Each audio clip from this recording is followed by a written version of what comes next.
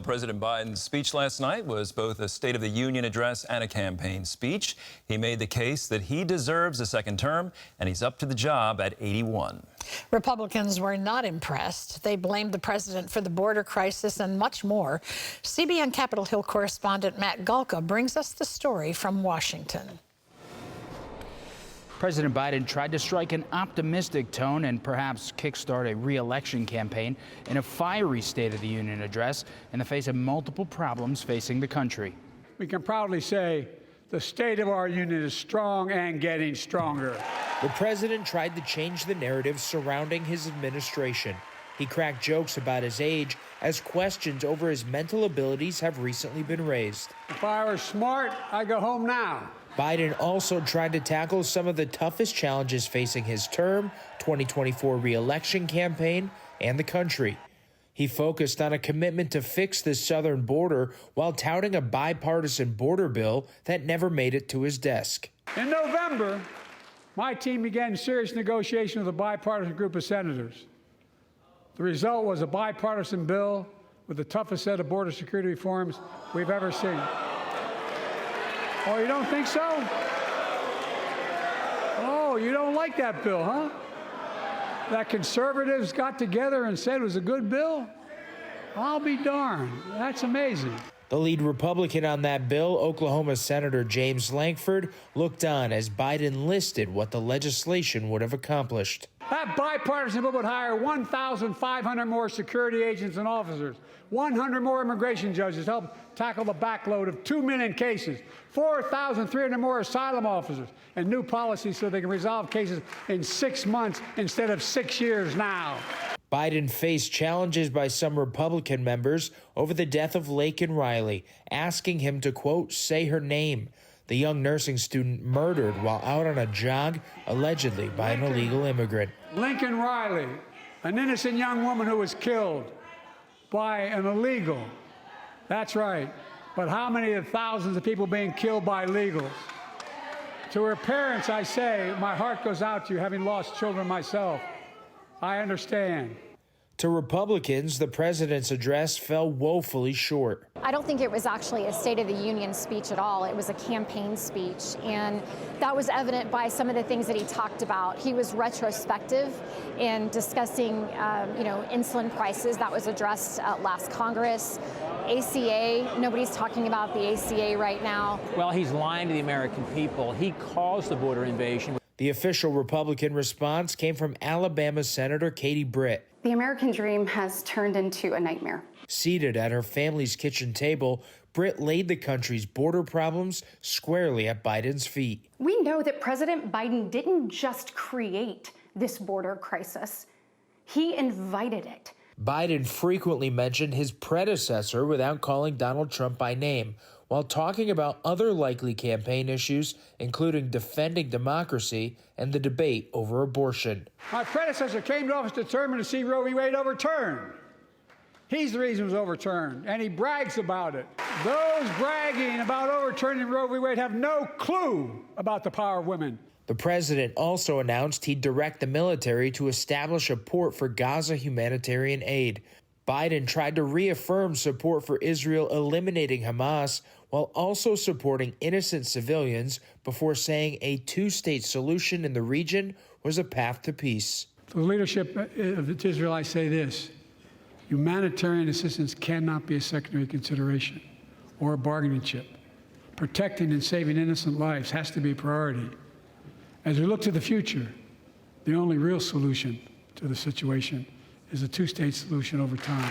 Former President Donald Trump had been posting on social media in real time during the speech, at one point posting on Truth Social that Biden looked crazy and angry. The clear takeaway after tonight is the battle lines have been drawn as we head towards the 2024 presidential election. At the Capitol, Matt Galka, CBN News. All right, Matt, thank you. Joining us now for a closer look at the president's speech and the reaction is CBN chief political analyst David Brody. David, give us your reaction to the speech and, of course, illegal immigration, top issue. President tried to point the finger at Republicans for not passing a border bill. Is that strategy going to work? Look, it was kind of a big mess. It's billed as a State of the Union address. It is a State of the Union address. It really was a campaign speech by Joe Biden. I mean, he mentioned the words "my predecessor" 13 times, obviously referring to Donald Trump. There were chants of 4 more years in the hall. He gave, in essence, his LinkedIn profile at the end. He started going through all of his, what he's done in his career, and onward and onward. So this was a campaign speech. There's no doubt about it. It included government handouts as well that he wanted to rile or get the Democrat base excited about.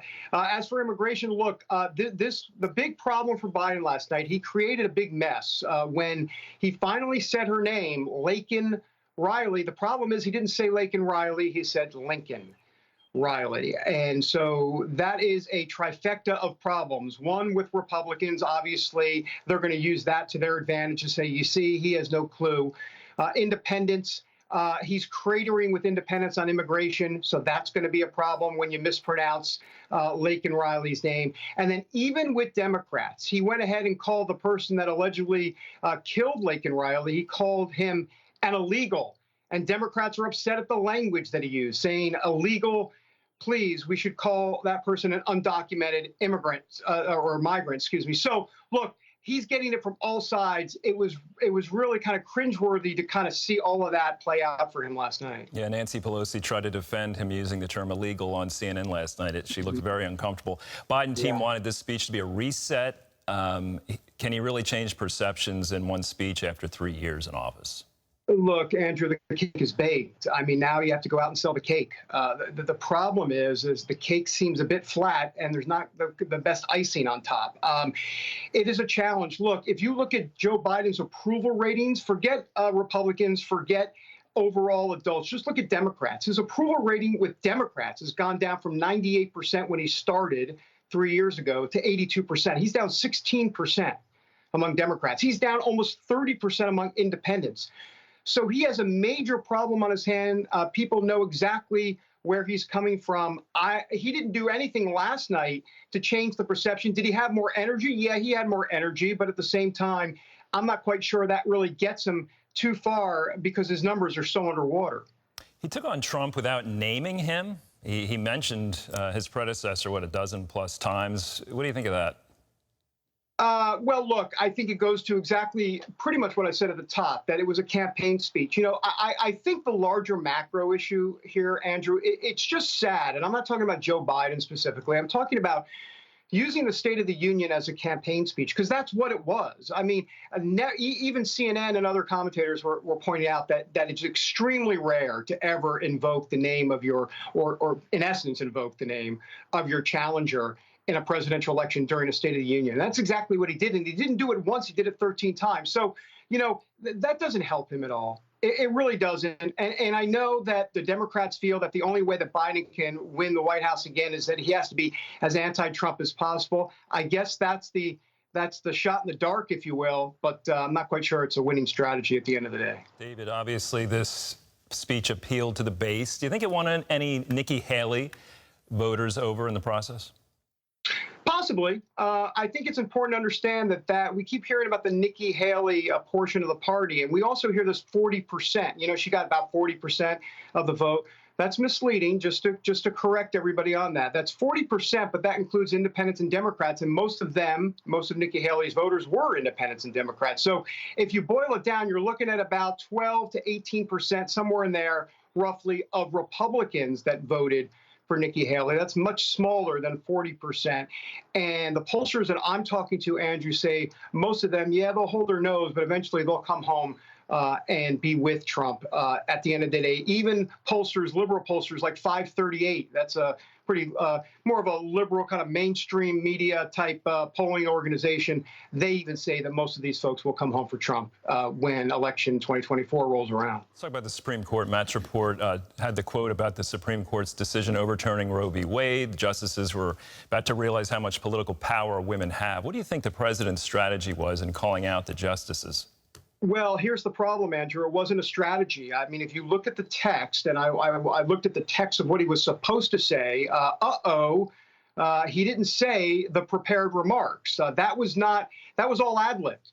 And so when I say all of it, he had some of that in there, but this idea of calling out the justices was not in his prepared remark. The problem is when Biden goes into ad-lib world, bad things happen. And that's exactly what happened. Because remember, not only did he say those words, he actually looked at the Supreme Court justices as well and basically said, basically, in essence, you better watch out. The women electoral power is coming for you in 2024.